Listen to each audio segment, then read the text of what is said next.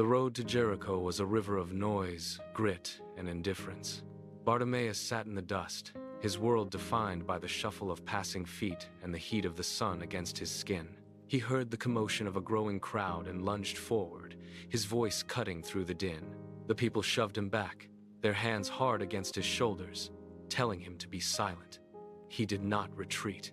He drew a breath and shouted again, louder, until his throat burned. Then, the rhythm of the street fractured. The footsteps stopped. The murmuring died away. A shadow fell over him as someone stepped out of the flow of the crowd. Jesus turned. He did not look past the man. He walked directly to the beggar and stood before him. "What do you want me to do for you?" The question hung in the air, stripped of judgment. Bartimaeus reached out, his hands trembling as he asked for sight. Jesus leaned in and pressed his palms against the man's eyes. The darkness that had held Bartimaeus for a lifetime fractured.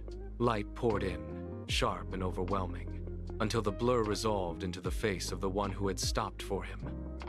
The man stood, his legs unsteady, seeing the world for the first time. The air in the upper room was heavy, thick with the weight of unspoken expectations. The disciples sat in silence, their feet caked with the dry gray dust of the road. Jesus stood. He moved to the corner, picked up a basin, and filled it with water. The sound of the pouring liquid was sharp. He knelt on the floor, the movement deliberate and slow. He took a towel, dipped it into the water, and reached for the nearest pair of feet. He began to scrub, his hands working the grime away. Peter pulled his feet back, his body jerking away in sudden, sharp protest. "Lord, you are going to wash my feet?" Jesus did not stop. He gripped the ankle firmly and continued the work, the water turning dark. The disciples watched, their own hands resting uselessly in their laps, the hierarchy they had built crumbling. The garden was a tomb of shadows, the air cooling as the night deepened. Jesus stood among the gnarled olive trees, his breathing steady in the stillness. Then, the silence broke. A rhythmic crunch of boots on dry earth signaled the approach. Judas emerged from the dark, his face tight, and stepped forward to press a kiss against the cheek of his teacher. Behind him, the glint of steel caught the moonlight as soldiers surged into the clearing. They surrounded the group, ropes and chains ready. One of the disciples lunged, a blade flashing in the dark, and the high priest's servant fell back with a cry, his ear severed. Jesus did not strike back. He did not flee into the trees.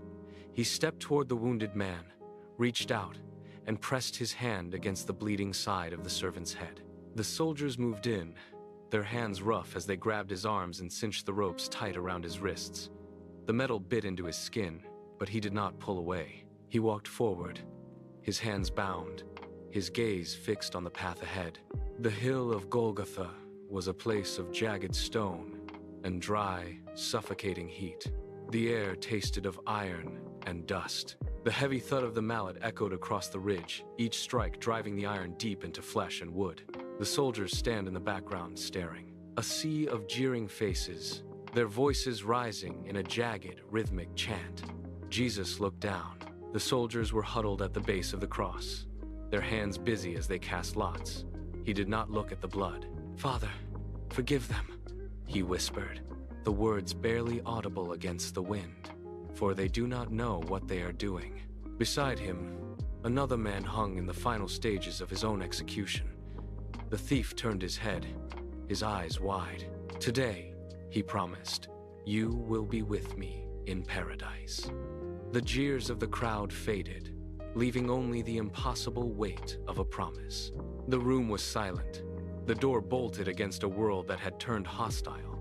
The disciples huddled in the corners, paralyzed by the weight of their own desertion. Then, the air shifted. Jesus stood among them. He did not ask for excuses. He did not list their failures. He simply held out his hands, the deep scars visible, and said, "Peace be with you." The tension in the room snapped, replaced by a quiet, impossible relief. Later, on the shore of the sea, the morning mist clung to the water. A small fire, crackled on the sand. Jesus knelt by the embers, turning bread and fish over the heat.